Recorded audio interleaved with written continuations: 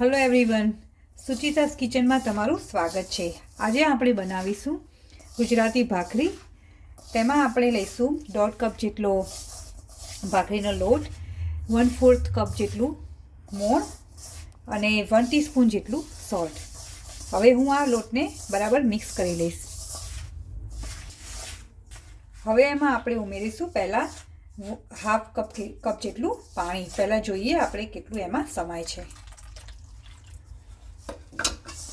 મેં કહ્યું એ પ્રમાણે આપણે 1/2 કપ જેટલું પાણી લીધું, એ પરફેક્ટ માપ છે। મારે એમાં એક પણ સહેજ પણ વધારે ઉમેરવાની જરૂર નથી।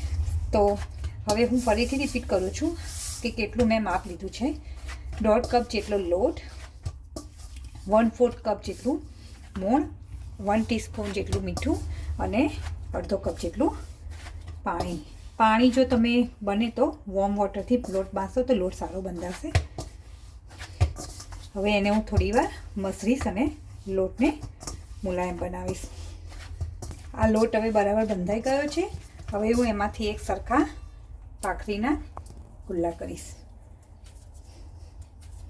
તમે જોઈ શકો છો કે 1.5 કપ લોટમાંથી આપણે 6 જેટલા ભાખરીના ગુલ્લા બન્યા છે। તો હવે આ લોટને હું અડધો કલાક માટે રેસ્ટ થવા દઈશ। મેં અડધો કલાક લોટને રહેવા દીધો। હવે આપણે ભાખરી બનાવવાની શરૂઆત કરીશું।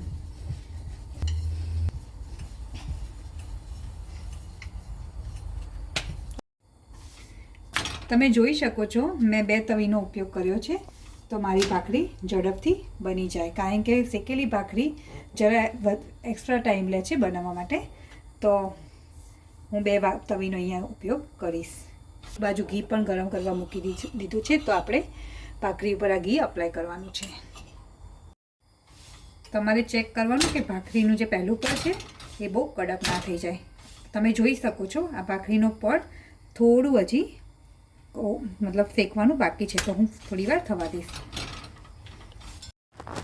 તમે જોઈ શકો છો આ પરફેક્ટ જે છે ભાખરી શેકાઈ ગઈ છે એક બાજુ। હવે હું એને ટર્ન કરી દઈશ।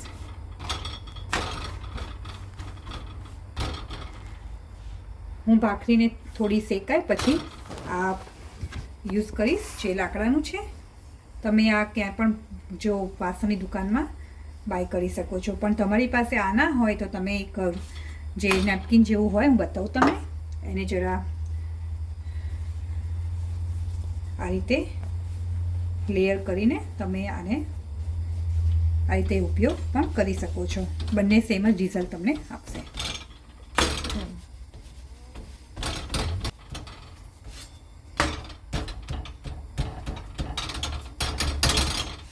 તમે જોઈ શકો છો કે આ ભાખરીનું બીજું પડ પણ કડક થઈ ગયું છે। પહેલું પડ હશે એ થોડું ઓછું કડક હશે, પણ બીજું પરફેક્ટલી તમારે શેકવાનું છે। હવે હું એને ગેસ ઉપર ફુલાવીશ।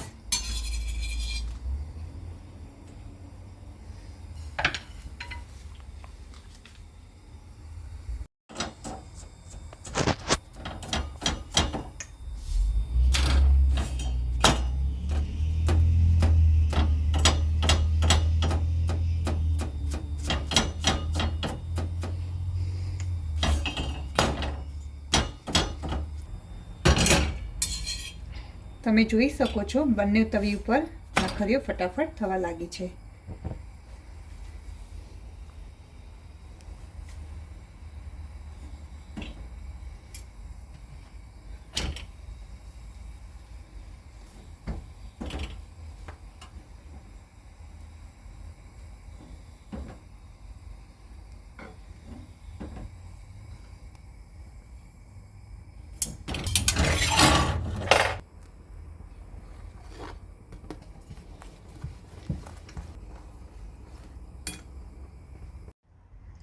તમે આ રેસીપી ટ્રાય કરજો અને કોમેન્ટ બોક્સમાં મને જણાવજો કે આ રેસીપી તમને કેવી લાગી। Thank you everyone.